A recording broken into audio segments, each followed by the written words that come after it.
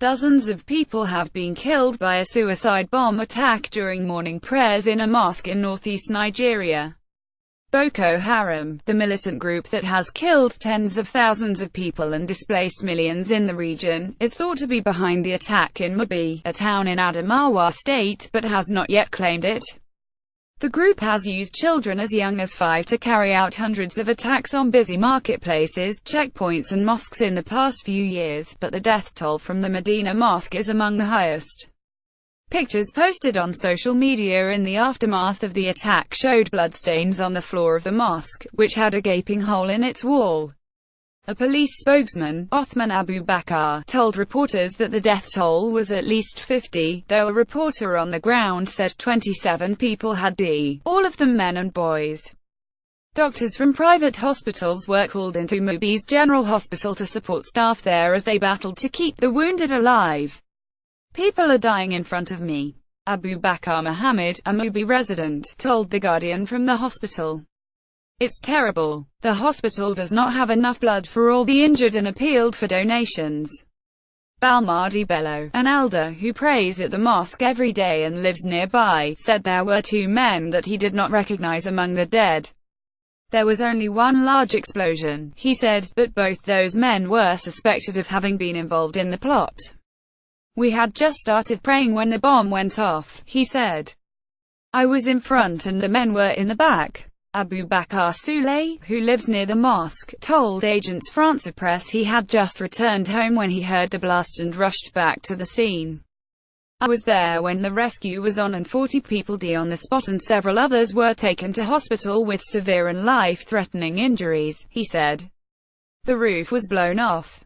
People near the mosque said the prayer was midway when the bomber, who was obviously in the congregation, detonated his explosives. Abu Bakar said authorities were still trying to ascertain the number of injured because they are in various hospitals. "Us, who was responsible," Abu Bakar said, "we all know the trend. We don't suspect anyone specifically, but we know those behind such kind of attacks." Boko Haram is most infamous for the abduction of hundreds of school girls 3 years ago from their dormitory. Many of the Chibok girls, whose cause was made famous by Michelle Obama and other celebrities, have been released, but more than 100 remain missing. Pushed back from some of its former strongholds, Boko Haram's main tactic is now bombing. Some bombers kill a handful of people, others hand themselves into the authorities, who remove their explosive vests. There is little that can be done to stop the attacks, and girls and young women walking alone are frequently suspected of carrying bombs under their clothes. This year, The Guardian interviewed vigilantes who described the hugging technique they had developed. In response, young men take turns to keep an eye on busy neighborhoods, and if they see somebody who seems suspicious, they run up to them and hug them to limit the damage should they detonate.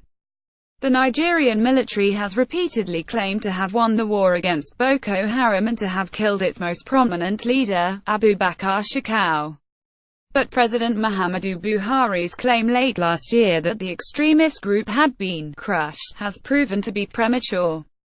Boko Haram has been blamed for more than 20,000 deaths during its nearly decade-old insurgency, which has spilled over into neighboring countries and displaced millions of people, creating a vast humanitarian crisis.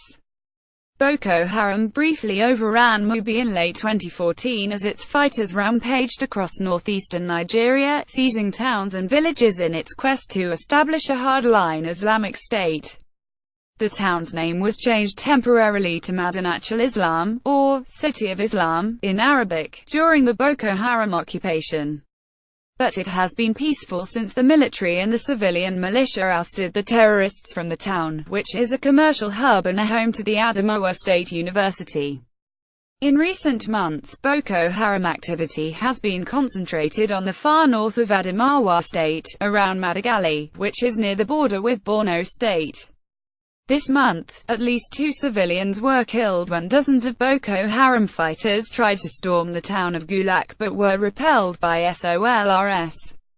There have been repeated suicide bombings in the area, which is near to the Sambisa forest area of Borno, where the militants had a base.